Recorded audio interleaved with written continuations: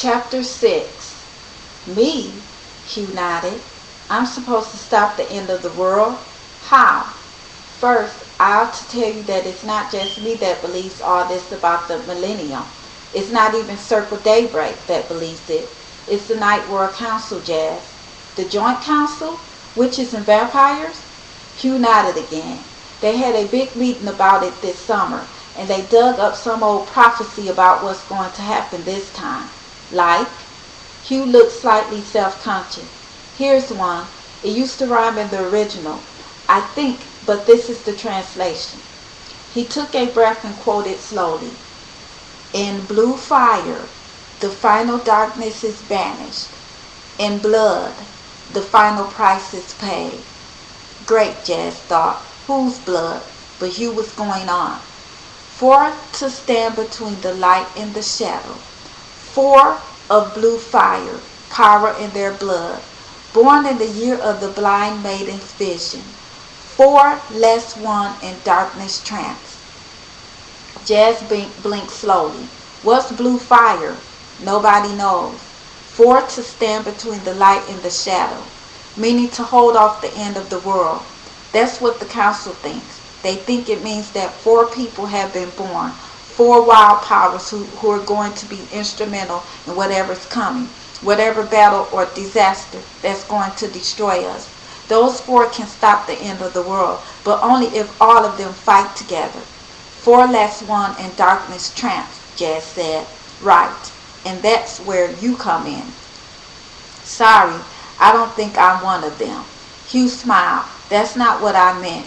The fact is, somebody around here has already reported finding a wild power. Circle Daybreak intercepted a message from him to the council saying that he'll hand the wild power over to them if they make it worth his while. Otherwise, he'll just sit tight until they're desperate enough to agree to his terms. Jazz had a sinking feeling. She said one word. Who? Hugh's expression was knowing and regretful. It's one of your old gang, Jazz. Morgan Blackthorn. Jazz shut her eyes. Yeah, that sounded like Morgan, trying to shake down the Night World Council. Only he was crazy and nervy enough to do that. He was stubborn too, perfectly capable of letting disaster come if he didn't get his way. But all of the people in the world, why did it have to be him? And how had he found a wild power anyway? Hugh was speaking again softly. You can see why we need you. Somebody has to get to him and find out who the wild power is. And you're the only one who stands a chance of doing that. Jazz pushed hair off her face and breathed slowly, trying to think. I don't need to tell you how dangerous it is, Hugh said, looking into the distance again. And I don't want to ask you to do it. In fact, if you're smart, you'll tell me to get lost right now. Jazz couldn't tell him to get lost. What I don't understand is why we can't just let the council take care of it. They'll want the wild powers bad, and they have a lot more resources. Hugh glanced back at her, startled. His gray eyes were wide with an expression that Jazz had never seen before. Then he smiled, and it was an incredibly sad smile. That's just what we can't do.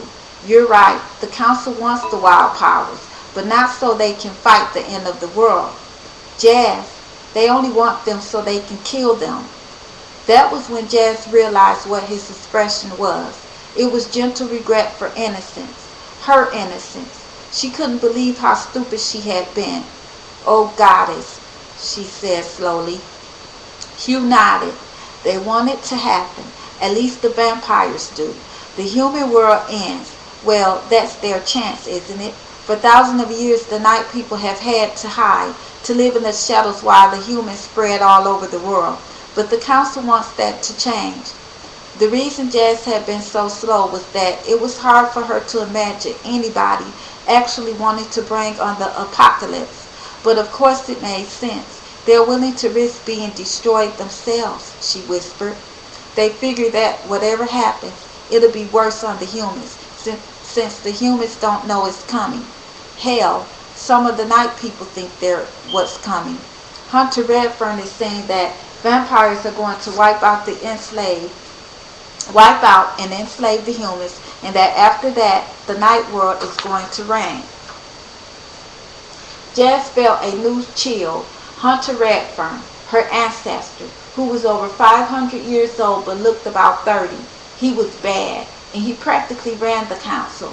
Great, she muttered. So my family's going to destroy the world. Hugh gave her a bleak smile. Hunter says the old powers are rising to make vampires stronger so they can take over. And the scary thing is, he's right. Like I said before, the night people are getting stronger, developing more powers. Nobody knows why, but most of the vampires on the council seem to believe Hunter. So we don't have much time, Jazz said. We have to get the wild power before Morgan makes a deal with the night world. Right. Circle Daybreak is fixing up a safe place to keep the wild powers until we get all four. And the council knows we're doing it. That's probably why that girl was following me. They're watching us. I'm just sorry I let it here, he added absently with a worried look around the room. Doesn't matter. He's not telling anybody anything. No, thanks to you. But we'll meet someplace different next time. I can't endanger your family. He looked back at her. Jazz, if the night world manages to kill even one of the wild powers, well, if you believe the prophecy, it's all over. Jazz understood now. She still had questions, but they could wait. One thing was clear in her mind. I'll do it. I have to. Hugh said very quietly. Are you sure? Well, somebody has to. And you were right. I'm the only one who can handle Morgan. The truth was that she thought nobody could handle Morgan, but she certainly had a better chance than any Circle Daybreaker. Of course, she wouldn't survive the assignment, even if she managed to steal the wild power out from under Morgan's nose. He'd hunt her down and kill her for it. That was irrelevant.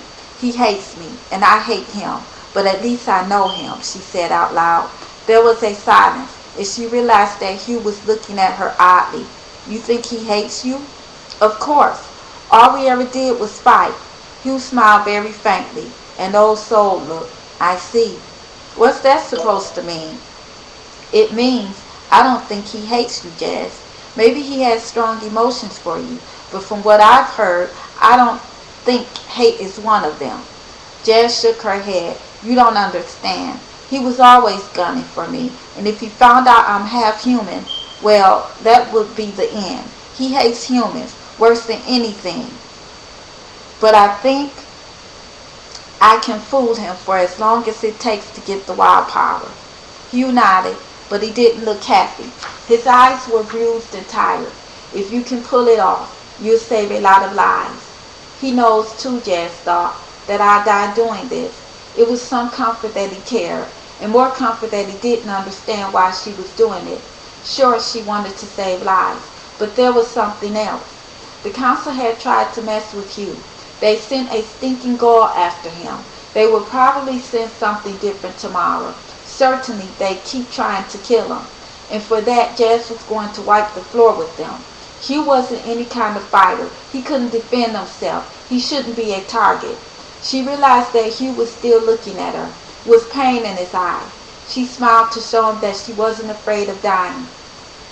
It's a family affair, she told him, and that was true, too. Huntress, my great-great-great-great-great-grandfather.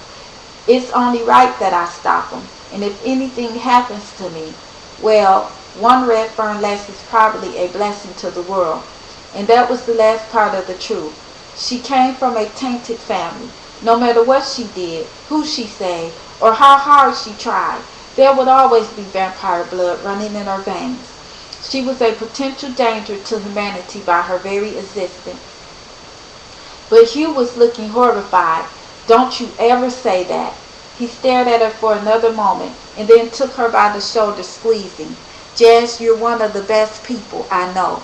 What you did before last year is part of me, Jazz said. She was trying not to feel his warm grip through her t-shirt, trying not to show that his little squeeze sent a shot through her entire body. And nothing can change that. I know what I am. Hugh shook her slightly. Jazz, and right now, I have to get rid of that goal, and you'd better be getting home. For a moment, she thought he was going to shake her again. Then he slowly let go of her. You're officially accepting the assignment? The way he said it sounded as if he were giving her one last chance not to. Yes. He nodded. He didn't ask how she planned on getting back into a gang that she'd abandoned, or getting information from Morgan, who hated her. Jazz knew why. He simply trusted that she could do it. When you know something, call this number. He dug in a different pocket and handed her a square of paper like a business card. I'll give you a location where I can meet you. Someplace away from here. We shouldn't talk about anything on the phone. Jazz took the card. Thanks. Please be careful, Jazz. Yes.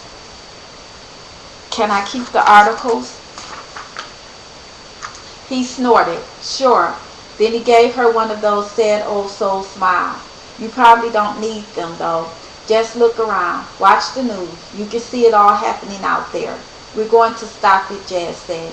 She reconsidered. We're going to try.